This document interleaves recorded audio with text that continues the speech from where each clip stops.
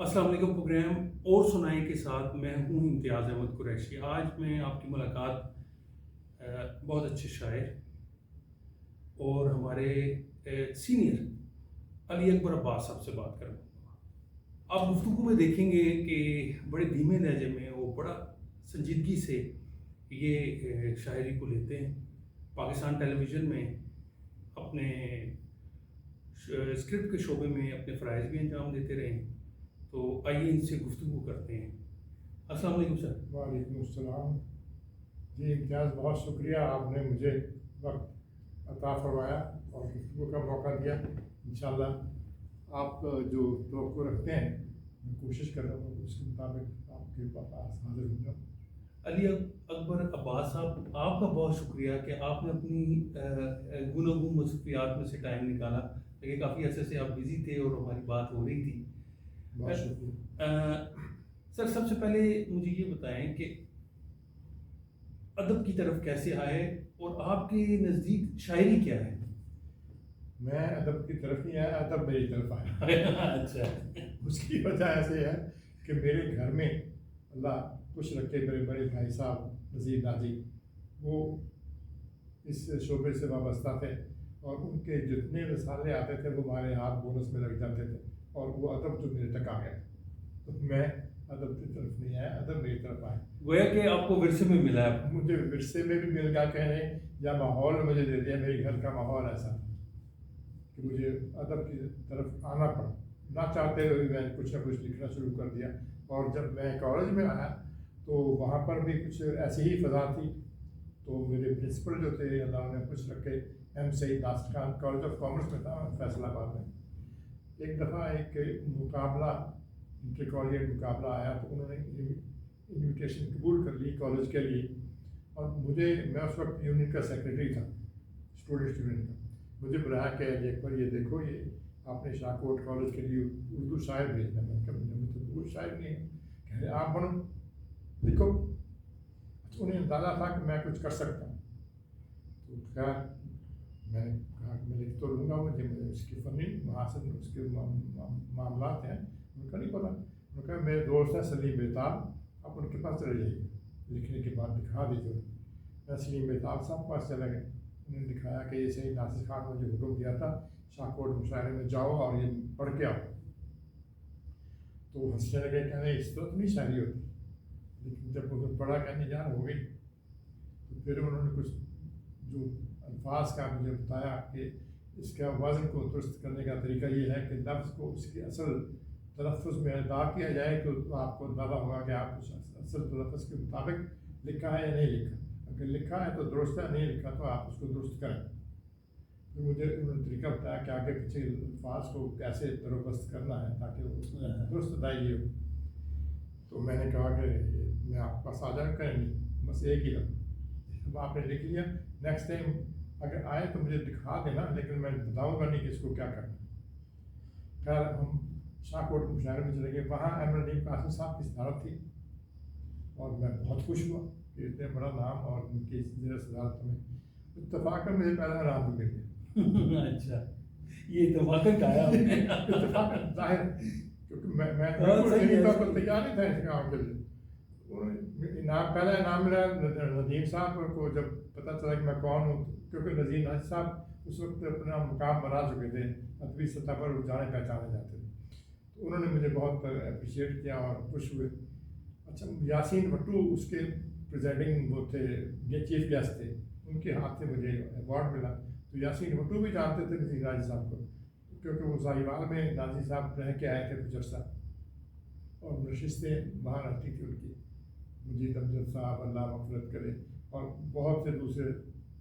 उस वक्त का अदबी फ़ज़ा जो साहिवाल के लिए काफ़ी रिच थी, उसमें इसरार ज़ैदी साहब वहाँ थे, मुनीर नियाज़ी साहब वहाँ थे, मुजीद अमजद तो खैर थे ही थे, और ये नज़ीर नाज़ी वहाँ थे।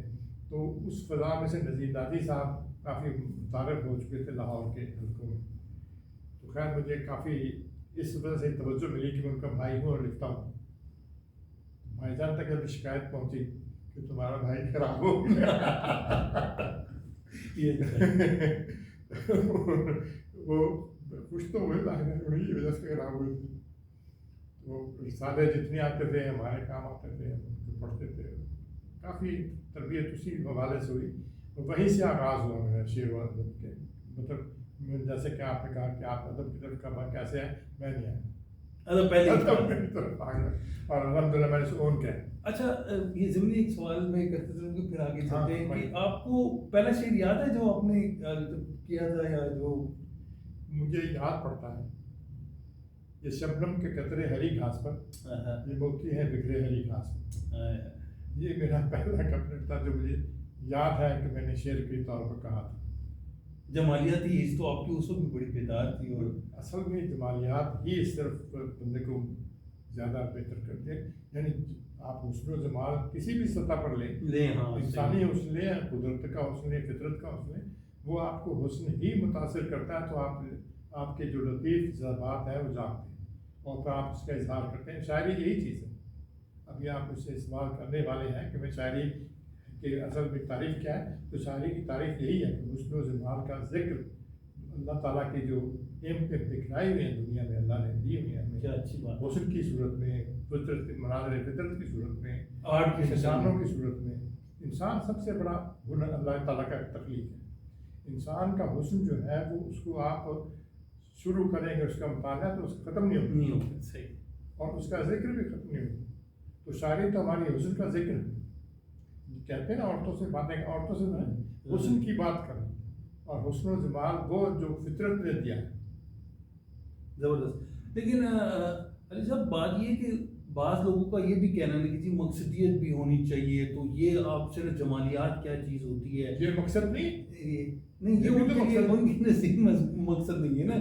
گل و بلبل اور رخسار کی بات جو ہے وہ تھوڑا سا اس اسکول آف تھاٹ کے حوالے سے بات نہیں، یہ کوئی کمتر بات نہیں ہے حسن کی بات کرنی، خوبصورتی بلا شبہ، اس میں تو کوئی شک نہیں ہے۔ آپ دیکھیں مقصد یہی تو مقصد ہے کہ اللہ تعالیٰ نے انسان کو پیدا کیا ہے اپنے ذکر کے لیے، تسبیح کے، ورنہ طاعت کے لیے کچھ کم نہ تھا کرو گے۔ صحیح، تو اللہ تعالیٰ نے انسان کو اپنے ذکر کے لیے پیدا کیا ہے۔ اللہ نے خود کہا کہ میں نے اپنے ذکر کو بلند کیا ہے، اور میں چاہتا ہوں کہ میرا ذکر ہوتا، اور میں نے انسان کو اس لیے پیدا کیا تاکہ میں جانا جاؤں۔ درست۔ ہاں، تو اس نے تو کائنات تخلیق کی انسان کے لیے، اور انسان اتنا نہیں کر سکتا کہ اس کائنات کو پڑھ ہی لے۔ بہت خوب۔ تو یہ گویا کہ آپ کا کہنے کا مطلب یہ ہے کہ شاعری جو ہے وہ لطیف جذبات اور کا اظہار ہے، اور مناظر فطرت، اور اللہ تعالیٰ نے جو ہمیں یہ بڑا بڑا بڑا آپ نے اس کو وسیع کینیس پہ بات کی ہے کہ یہ تو ختم ہونے والی بات ہی نہیں، بالکل، کہ نہ نعمتیں ختم ہوں گی، نہ مناظر ختم ہوتے ہیں، نہ ذکر ختم ہو سکتا ہے، اور پھر انسان تو ذکر کرتا ہے، اور تبھی بھی متنوع ہو گئی نا شاعری، پھر سلسلہ چلتا چلا گیا۔ شاعری تو اصل میں آپ کے حسن بیان ہے، حسن کا حسن بیان شاعری ہے۔ درست۔ تو آپ دیکھیں اور چیزوں کو ذکر کے ان کے متاثر ہوں، ان کے بارے میں ان کی کھوج کریں، اور میں یہ کہتا ہوں مطلب برائی بھی نظر آتی ہے ہمیں، تو اس میں بھی کہیں نہ کہیں پوشیدہ طور پر حسن موجود ہوتا ہے، اس کے لیے میں اپنی نظر کی تربیت کرنی پڑتی ہے، اپنے ذوق کی بنیاد والی تھی کہ ہمیں ہو حاصل ہو تو ہمیں ہر چیز میں حسن نظر آتا ہے، دیکھنے والی آنکھ ہونی چاہیے۔ بالکل اللہ کی طرف سے اگر عطا ہو جائے آپ کو یہ خوبی تو بہت اچھی بات ہے۔ اچھا، یہ جو جراثیم تھے آپ کو، جو آپ کے مطلب چونکہ فیملی میں جب ماحول ملتا ہے ادبی علمی، تو کالم کی طرف بھی کبھی آپ آئے، جیسے نذیر ناجی صاحب کا ذکر آپ کر رہے ہیں، تو ہم وہیں سے میں نثر لکھنے میں بڑا بخل کرتا ہوں، نثر میں نے لکھی ہے، کالم بھی لکھی۔ ایک اخبار تھا لاہور سے، طارق صاحب اس کے تھے ایڈیٹر، بہت ہو گئے بیچارے، اس کا نام مجھے یاد نہیں آ رہا ہے، جہان کچھ ایسا ہی نام تھا، تو اس میں نے روزانہ کی بنیاد پہ کالم لکھی، ٹی ٹائم اس کا نام تھا کالم کا، کافی سارے جمع میرے پاس پڑے ہیں کہ موقع ملا تو ہو سکتا ہوں شائع بھی کروا دیں، لیکن میں لکھا ہے کالم۔ اچھا کالم، تو شاعری پھر باقاعدہ جب مثلا احمد ندیم قاسمی صاحب سے جب آپ کا دروازہ صرف اپریشیشن انہوں نے جب غزل سنی، مجھے پہلا انعام ملا، انہوں نے شہباز کی ان کو بتایا کہ میں کون ہوں، پھر بہت خوش ہوئی۔ اس کے بعد جب بھی ملاقات ہوئی، انہوں نے بہت اپریشیٹ کیا، اللہ کا شکر ہے وہ بہت مہربان تھے، یہاں تک کہ تھے ایک لاہور فیصل آباد میں رہتے تھے ان دنوں جب میں کالج پڑھتا تھا ابھی. تو یہ بھی بڑی مزے کی بات ہے, ہمارا کالج کی کانوکیشن تھی, تو ہمارے کالج کانوکیشن میں پرنسپل صاحب نے ایک وزیر تعلیم کو انوائٹ کیا ہوا تھا پنجاب کے. انہوں نے عین دن صبح اطلاع کر دی کہ وہ نہیں آ رہے کانوکیشن پہ پریزائڈ کرنے کے لیے. اب مصیبت پڑ گئی.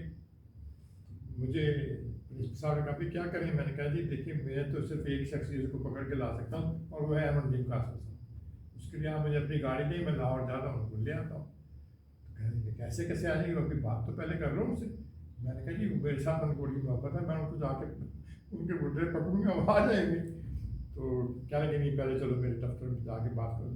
ندیم صاحب سے بات کی, ندیم صاحب ہنس رہے ہیں, کہہ رہے یار میں تو خود گریجویٹ ہوں. وہ گریجویٹ ہی تھے, وہ ماسٹرز نہیں انہوں نے کیا. تو میں گریجویٹ سے ہوں کہ ڈگری کیسے؟ میں نے کہا جی آپ نے اکاؤنٹ پہننا اور آ کے ڈگری لے لیں. تو بڑے خوش ہوئے. پھر کہہ رہے میں تو ایڈریس بھی نہیں, اس کا کانوکیشن ایڈریس ہوتا ہے وہ بھی ملتے ہیں نہیں, مجھے پوائنٹس تو بھیجو.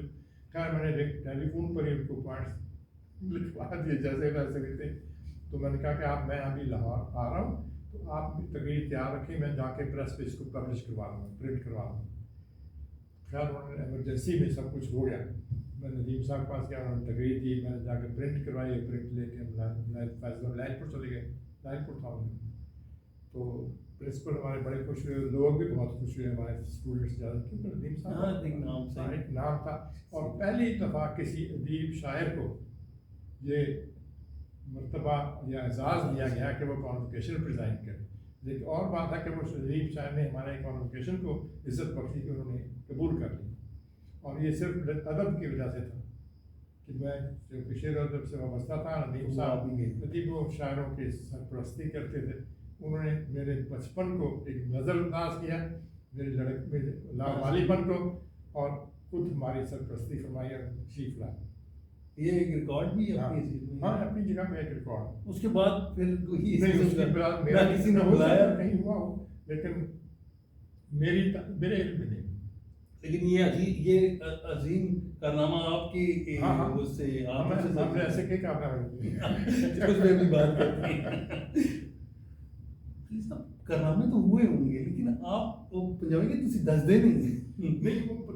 میں بزدار ہوں. اچھا اچھا. ناظرین دیکھیں کہ علی اکبر صاحب جو ہیں اسی طرح ہلکا باب ذوق میں یا تقریب میں ان سے ملاقات ہوتی ہے. ایک تو بہت ملنسار شخصیت ہے, دوسری بات ہے ان کی محفل میں بیٹھ کے آپ کو بوریت محسوس نہیں ہوتی. اور غزل کے حوالے سے بات ہو, ادب کے حوالے سے بات ہو, یا جنرل ٹاپک بھی ہو, تو بڑی بدلہ سنجی کے علاوہ بڑی سیریس بات بھی کرتے ہیں. اور یہ مذاق میں ایسی بات کر جاتے ہیں کہ وہ سننے والا سوچتے ہی رہ جاتا ہے کہ انہوں نے کیا بات کی ہے. اور بڑی اچھی بات ہے کہ ان کی شخصیت جو ہے طے ہوتا ہے. اور جونیئرس کے ساتھ بھی ان کا وہی معاملہ ہے, بڑا ان کو پروموٹ کرنے کا, گائیڈ کرنے کا, گپ شپ کرنے کا. اچھا مجھے یہ بتایا پھر کیسے سلسلہ چلا, پھر پہلا مجموعہ کب آیا اور کیسے شاعری کی طرف آیا؟ کہ جب آدمی شاعری شروع کر دیتا نا پھر اس کو روک نہیں سکتا. یہ تو ایک بات ہے. تو میں بھی نہیں روک سکتا. اچھا دوسرا یہ کہ میری شاعری میں جو موضوعات تھے وہ عام نگر سے ہٹ کے تھے. میں نے عشق و محبت کو انجوائے تو ضرور کیا, مگر اس کو لکھا نہیں اس طرح سے جیسے ہمارے باقی احباب لکھتے رہے کہ ساری زندگی انہوں نے عشق و محبت کی بھی شاعری, ہجر و فراق کی. مجھے فراق سے واسطہ ہی نہیں پڑا. میں وصال کے عالم میں رہا ہوں ابھی تک. کیا اچھی بات ہے, ماشاء اللہ. تو اللہ کا بڑا کرم. تو میری شاعری میں موضوعات جو تھے وہ انسانی مسائل کے بارے میں تو تھے, لیکن وہ گہری سطح پر تھے, سطحی سے مسائل نہیں تھے. ان کو گہرے مطالعے, مثلاً میرا جو عابدین میرا پہلا مجموعہ ہے جی اس کی پہلی غزل کا پہلا شعر ہے کہ کوہ سے مثال سیل دامنوں میں اترا ہوں, پھر سے بھولنے والے بھائیوں میں اترا ہوں. کیا اچھا. وہ زمین ہے ماں میری جس کا باپ سورج ہے, عکس نیل کو بن کر پانیوں میں اترا ہوں. اب یہ شعر کو آپ اگر آپ امیجن کریں, اس کو امیجن کریں, اس کی امیجری جو ہے اس کو دیکھیں تو کتنا پھیلا ہوا وسیع تناظر ہے. اور احساس کی سطح پہ جو ہے موضوع وہ ہے جو انسان کو ہونا چاہیے، جس کا کہ کو سے مثالیں سے دامنوں میں اترا ہوں پھر سے بھولنے والے بھائیوں میں اترا ہوں. ایک تعلق جو ہے اس کی ریوائول جو ہے، تجدید تعلق جو ہے وہ اس میں موجود ہے. یہ عام شاعری نہیں تھی اس زمانے میں. اور یہ کتاب جب میری چھپنے کے لیے تیار ہوئی تو میں نے انجم عثمانی صاحب کو اس کا سبقہ دیا کہ اس پہ کچھ لکھیں. وہ انہوں نے کبھی کسی دیواتا اور فلیپ وغیرہ نہیں لکھا. انجم عثمانی صاحب کا بھی یہ ریکارڈ تھا. ان کو جب میں نے جا کے کہا کہ میں پڑھ کے دیکھوں گا یار، مطلب وہ اتنے بےتکلف بھی نہیں ہوتا. وہ کہتے تھے ناظر میں پڑھ کے دیکھوں گا، بس اتنی سی بات. میں کہیں دیکھ لیجیے. جب انہوں نے لکھا تو اس پہ لکھا کہ ایک مشکل شاعر ہمارے ادب کے شیخ افق پر نمودار ہوگا. یہ فلیپ ان کا موجود ہے. یہ کس سن کی بات کر رہے ہیں آپ؟ یہ 78. 78. آپ تو چھوٹے چھوٹے سے ہوتے ہیں. جی بالکل بالکل. اور یہ ماشاء اللہ کے قریب قریب آنے والا دور تھا. بس ماشاء اللہ کو گزر بسر کر رہے تھے ہم. اس میں موجود ہے اس کا، اس کی ساری جو ابتدائی اس کے بد اثرات بد جو آنا شروع ہو گئے تھے، اثرات بد موجود ہیں، مگر اس ان کا صرف ذکر ہے. یہ مشرقی پاکستان جا چکا تھا. جی درست. اور یہ ہمارا زندگی جو تھی کافی ڈسٹرب چل رہی تھی اس پاکستان کے فال کے بعد. یعنی فکری سطح پر پورا معاشرہ جو تھا وہ شکست دیگر کا شکار تھا. یہ تو بھٹو صاحب کی مہربانی، انہوں نے ان کے ایک ریوائول دے دی معاشرتی سطح پر، اور سوشل سٹیٹس ہمارا بحال ہوا. تو اس کو ابھی مانتے نہیں ہمارے تاثر لوگ. یہ بھٹو کا بہت بڑا کمال تھا. میں بھٹو صاحب کا گرویتا اسی لیے ہوں. اب تو نہیں ہوں، اب تو پیپلز پارٹی کا نہیں ہوں، لیکن اس زمانے میں پیپلز پارٹی کے علاوہ کچھ چیز تھی نہیں ہمارے پاس. درست. تو اس زمانے میں ذکر ہو رہا تھا ہمارا کہ یہ ماشاء اللہ کے اثرات بد جو تھے وہ شاعری میں بھی آتے ظاہر ہے. تو لیکن اس پاکستان کے فال اور ڈھاکہ کے اثرات زیادہ تھے. تو پھر سب آگے کیا پھر ہوا جب یہ اثرات بد تھے نا، جب سارا بد اور میں کیا لفظ استعمال کروں، یہ سلسلہ جب یہ تو تاریخی بات ہے نا. اس سے آپ نکل نہیں سکتے نا. آپ اپنے اثر سے کیسے بغاوت کر سکتے؟ آپ نے رہنا تو اسی زمانے میں ہے، اسی زمین پہ ہے، اسی زمین اور اسی زمان میں. تو جب ہم اس میں پابند ہیں، اس میں رہنے کے مجبور ہیں، اس میں رہنے کے، تو اس کے معاملات کو تو دیکھنا. کیسے لیا پھر سر آپ نے، مطلب آگے آپ کی شاعری پھر یہ اثرات جو ہیں؟ نہیں، یہ پھر 1978 میں کلوز ہو گیا چیپٹر. اس کے بعد پھر نیا سلسلہ شروع ہو گیا. تو 78 میں جب یہ کتاب پبلش ہونے کی، تو ایک بہت مزے کی بات یہ بھی ہے کہ ایک تو یہ کہ انجم عثمانی صاحب نے اس پہ فلیپ لکھا. دوسرا یہ کہ اس کی کتاب کی اناگوریشن تھی، اس تقریب اجرا لاہور میں 10 اکتوبر کو ہوئی. 10 اکتوبر میری برتھ ڈے ہے. اچھا. اس دن کے اہتمام سے میں نے اس کی تقریب رونمائی رکھی، اور اس کی صدارت کے لیے میں ایک ایسی شخصیت کو لایا جو بہت ہی کم آمیز تھے. سید علی عباس جلال پوری، پروفیسر سید علی عباس جلال پوری فلسفے کے استاد تھے. لاہور میں ہمارے وہ ہمسائے میں رہتے تھے، کرشن نگر میں. بھائی جان چوہان روڈ پہ رہتے تھے، یہ بھی کہیں تھے. تو ان کے پاس میں گیا کتاب لے کر کے، جی اس کا تقریب اجرا ہے اور آپ نے اس کی صدارت فرمانی. وہ مجھے نہیں جانتے تھے. میں تو ظاہر ان کا مقام ایسا تھا کہ نظر انداز ہو نہیں سکتے تھے. کہنے لگے کاکا میں تو اس طرح نہیں آتا، پنجابی بولتے عام گفتگو. میں نے کہا جی آپ مہربانی فرمائیں، میری عزت میں اضافہ ہوگا. آپ یہ کتاب پڑھ لیں، اگر کتاب آپ سے کہے کہ آپ اس تقریب میں چلے جائیں تو آ جائیے، نہیں تو نہ. مجھے اعتماد تھا کیونکہ مضامین ایسے تھے. تو ان کو جب میں نے کتاب دے دی تو 2 دن کے بعد میری کتاب کہتے یار میں آؤں گا. اصل میں انہوں نے ان کی نشست ہوتی تھی ندیم صاحب کے ساتھ ان کے دفتر میں. انہوں نے وہاں جا کے ذکر کیا ہوا، تو ندیم صاحب نے پھر ان کو حوصلہ دیا کہ کوئی بات نہیں، بچہ ٹھیک ہی لکھتا ہے، چلے جائیں آپ چلے جائیں. اس کی حوصلہ افزائی ہوئی. تو پھر اس کی صدارت علی عباس جلال پوری صاحب نے کی، اور مہمان خصوصی احمد قاسمی سے تھی. اور اس کے تقریب میں ظفر اقبال اوکارا سے آئے، انہوں نے مضمون پڑھا. بیت اللہ علیم کراچی سے آئے. اس کتاب کی تقریب کے لیے. شیر افضل ظافری صاحب جھنگ سے آئے, اتنی بھرپور تقریب تھی وہ, اور کیونکہ میں ہنگامہ کرنے میں ماسٹر تھا, ہنگامہ میں نے کر دیا پورے شہر میں. اور وہ ہال تھا وہ پنجاب کونسل آف آرٹس کا, جو اس وقت چیف منسٹر کا سیکریٹریٹ ایک طرح سے واقع ہاؤس کے سامنے, اس کو فری میسن ہال جو تھا وہ پنجاب کونسل کے حصے میں آیا ہوا تھا ان دنوں. اور ہمارے امجد اسلام امجد اس کے اسسٹنٹ ڈائریکٹر تھے, انہوں نے مجھے اجازت دی ہال کی. تو وہ بڑی تقریب, بہت بڑی بھرپور تقریب تھی. اور شہر میں آج تک بھی لوگ جب کتابوں کی تقریب ہوتی ہے تو اس تقریب کا ذکر ضرور ہوتا ہے. اور نظام الحق جاوید ان دنوں رپورٹنگ کرتے تھے نوائے وقت کے لیے, ادبی رپورٹنگ, ان کی رپورٹ بھی موجود ہے. اچھا, بڑا زبردست فنکشن رہا, وہ بہت بڑی بڑی شخصیات اس میں. وہ جو اس میں یہ تو شخصیت, یہ تو پریزیڈیم میں نے ذکر کیا نا کہ علی عباس لاہوری, احمد نعیم قاسمی, خالد احمد اس کے نظامت خالد احمد نے کی اس کی تقریب کی. اور خالد احمد بڑا اچھا دوست تھا.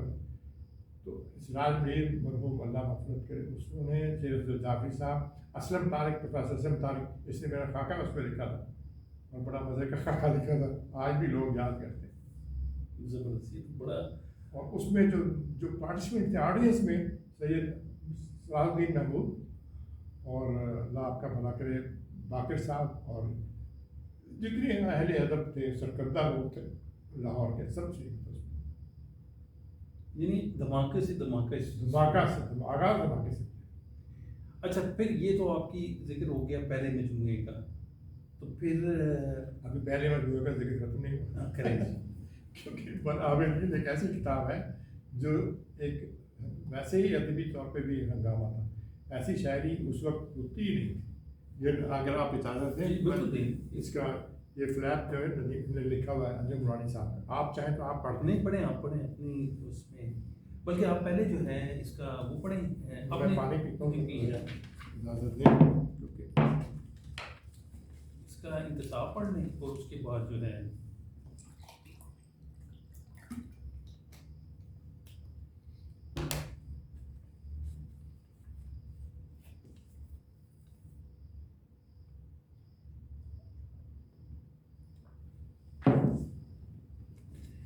انتصاب ہے والدین, بالخصوص والد محترم ماسٹر چراغ الدین اور ام محترم جناب محمد رفیق.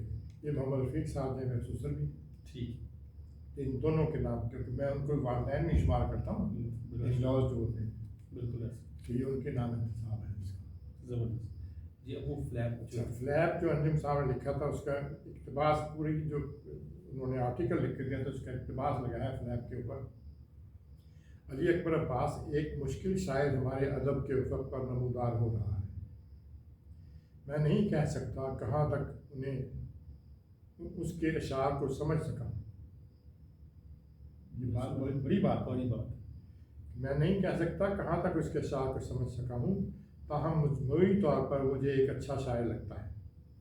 شعر پر اس کی گرفت کافی پختہ ہے. مجھے یقین ہے کہ اس کی طبع سلیم اسے پختہ تر کرنے میں اس کی رہنمائی کرے گی. علی اکبر عباس ایک گہری سوچ کا شاعر ہے, ایک گہری سوچ جس کا تعلق جدید انسانیات سے ہے. وہ اپنے قاری کو کچھ سمجھنے, سوچنے اور کچھ دیر اپنے ساتھ چلنے پر مجبور کرتا ہے. بالکل, اسے فطرت اور انسان باہم نظر آتے ہیں,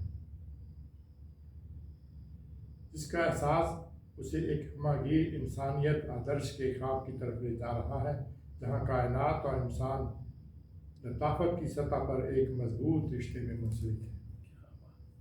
زبردست.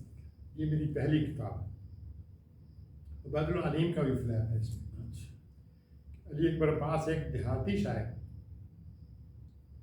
جو ہلکی سادگی اور مشین کی کرشمہ سازی کے ساتھ بیک وقت لوک گیت کے ساتھ ساتھ سمفنی گا رہا ہے.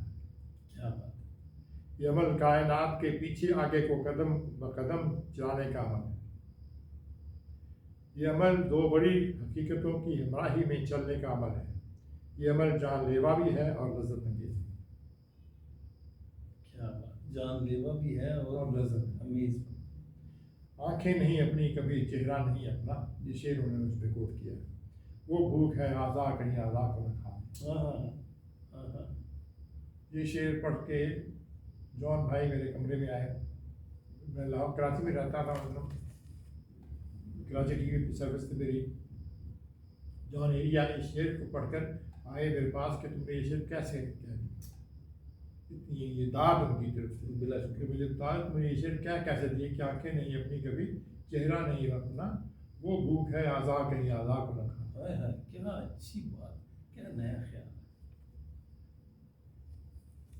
غزلانی میں ایک اور شعر لکھا ہے، وہ بھی ظاہر وہ میرے دوسرے مزاج کا ہے کہ شاخوں کی گڑیوں نے نئے پٹولے پہنے،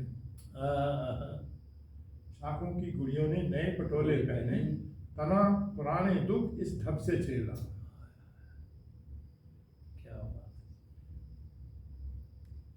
یہ ہماری شاعری کا آغاز تھا جناب، اور یہ 1978 میں 10 اکتوبر 1978 کو کتاب جو تھی اس کا تقریب اجرا ہوئی، اور اس وقت سے لے کر آج تک اس کتاب پر جس نے بھی پڑھا ہے یہی کہا ہے کہ یہ عجیب کتاب ہے، مجھے اس میں کوئی وہ کفت نہیں ہوتی، میں خوش ہوتا ہوں۔ اگر آپ جی بالکل، آپ ایک شعر کوئی یہ غزل پڑھ لینا پوری، کوئی ایسی مزاج کی ایسی جو کہ ریکارڈ میں آ جائے، پڑھ دیتے ہیں۔ جہاں کی اصل ہو پانی وہیں پہ مرتا ہے، ستارہ ٹوٹ خلاؤں میں ہی بکھرتا ہے، جہاں کی اصل ہو پانی وہیں پہ مرتا ہے، ستارہ ٹوٹ خلاؤں میں ہی بکھرتا ہے، فرشتے لفظوں کے ہوشیار و باادب ہو جائیں، فرشتے لفظوں کے ہوشیار و باادب ہو جائیں، پیام ایک نیا لوح پر اترتا ہے۔ کیا اچھی بات، کیا اچھی بات۔ اور زبان سونے کی ہوتی ہے جسم پتھر کا، زبان سونے کی ہوتی ہے جسم پتھر کا، جو میرے درد کی وادی میں پاؤں دھرتا ہے، کیا مچل کے اٹھتی ہیں لہریں جو میری بو پائیں، مچل کے اٹھتی ہیں لہریں جو میری بو پائیں، مجھی کو دیکھ کے گرداب رقص کرتا ہے، کیا چمکتے ذروں کے صحرا پہ ایک کرن تو پڑے، چمکتے ذروں کے صحرا پہ ایک کرن تو پڑے، دھنک کا رنگ ابھی 400 بکھرتا ہے، کیا اچھا۔ اور وہ نام لکھ جو دیا شاہ بلوچ کی جڑ پر، یہ ایک مت ہے، وہ نام لکھ جو دیا شاہ بلوچ کی جڑ پر، رتیں بدلنے سے شاخوں پہ بھی ابھرتا ہے، کیا بات، اور خزاں بھی آئے تو آئے نئے قرینے سے، یہ ایک رنگ میں آنا گرا گزرتا ہے۔ کیا بات، بہت اچھی۔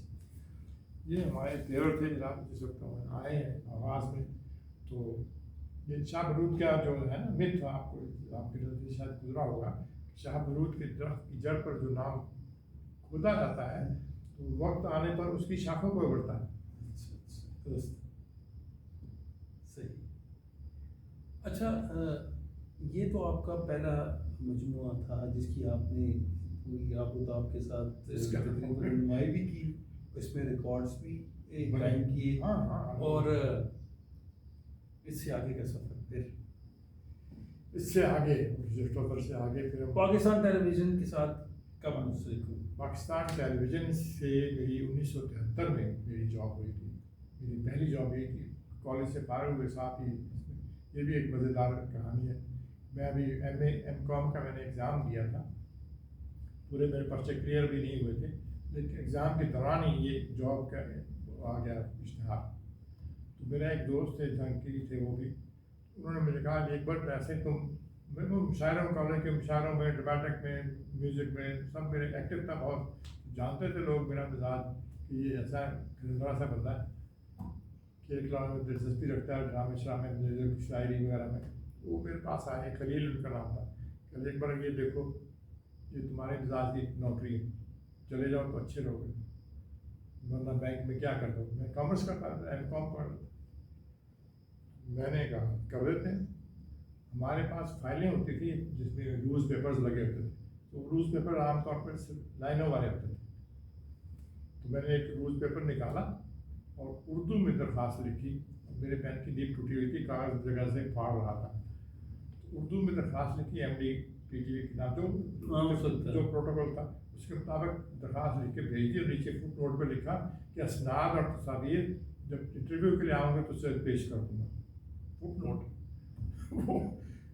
جب وہاں گئی شارٹنگ ہوئی تھی درخواستوں کے پیپرس کی، تو کسی نے ذرائع مذاق اصل مظہر صاحب کے ایم ڈی تو ذرائع مذاق ہے کہ دیکھیں ایسی درخواست نہیں آئی، اس نے کہا ایسی یہی تو چاہیے، جو بندہ اتنے اعتماد سے آپ کو ڈکٹیشن بتا رہا ہے کہ وہ آئے گا اور اپنی تصویریں اور سرٹیفکیٹ لے کر آئے گا، آپ اس کو تو بلا یار یہی تو لوگ ہیں کہ جن میں اعتماد ہے۔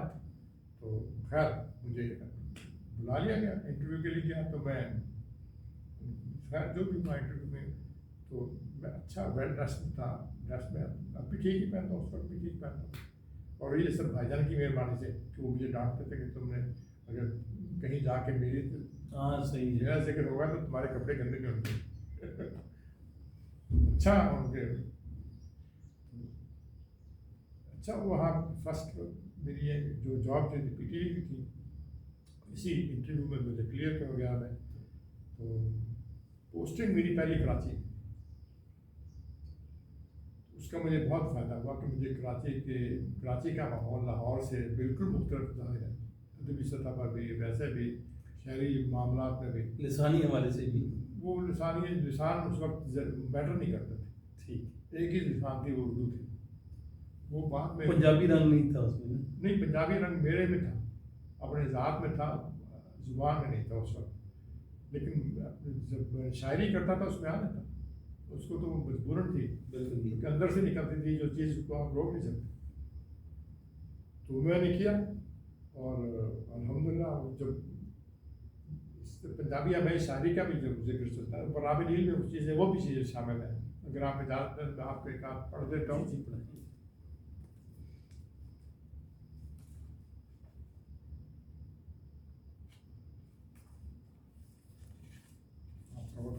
نہیں آپ پڑھیں،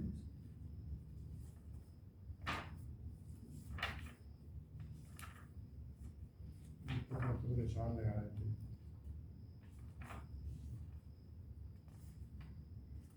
مائیوں بیٹھی دلہن سرسوں، مائیوں بیٹھی دلہن سرسوں، سہرے دار کمال، جھمکے پہن کپاسیں ناچیں دلہن کی ہمزہ۔ یہ سارا منظرنامہ دیکھیں، میں دیکھ رہا ہوں، بیری مائی تسبیح تھامے دانا دانا پھینکے، بیری مائی تسبیح تھامے دانا دانا پھینکے، من ہی من میں کہتی جائے کر اپنے دل یاد، اور مست ملنگ کھجور گلے میں مالا بال بکھیرے، اس کی پرسونیفیکیشن دیکھیں کیسے ترسیم، مست ملنگ کھجور گلے میں مالا بال بکھیرے، وجد میں آ کر جھوم رہے ہیں ہر غم سے آزاد، فصلوں کی بارات میں بانٹیں کام میں بیل بھنڈارا، بھنڈارا سمجھیں کیا، فصلوں کی بارات میں بانٹیں کام میں بیل بھنڈارا، آنکھوں سے پرکھیں آئندہ رشتوں کی بنیاد، کیا اچھا، ہیومن نیچر بھی اس میں آتی ہے پوری، اور کوے بھانڈ فقیر کبوتر ٹولی ٹولی آئیں، ہائے ہائے کیا بات ہے جی، کوے بھانڈ فقیر کبوتر ٹولی ٹولی آئیں، اور دعائیں مانگیں بیڑا سدا رہے آباد، ہائے ہائے کیا کیا منظر کشی، اس میں وہ بھی میتھ بھی آ گئی، پرندوں کا ذکر بھی ہو گیا، اور انسانی نفسیات بھی آ گئی، اور انسانی رشتوں کا جو تقدس اور ان کی جو ہے ذکر ہے، ان کی اہمیت ہے، وہ اس میں آ گئی۔ کیا بات ہے، اس طرح کی شاعری کوئی نہیں کر رہا تھا بھائی جان، اس وقت ہم ہی کر رہے تھے۔ تینوں حضرات دیکھیے کہ آپ نے پنجابی رنگ دیکھا اور پنجابی کی غزل آپ نے سنی، اردو کی غزل سنی، اس میں جو امیجنری ہے ابھی بھی جو ایک مصرع ہے آپ کے سامنے جو ہے ایک تصور میں تصویر بنتی چلی جاتی ہے۔ علی اکبر عباس صاحب سے ابھی مزید گفتگو جاری ہے اور مزید ان کے ریکارڈ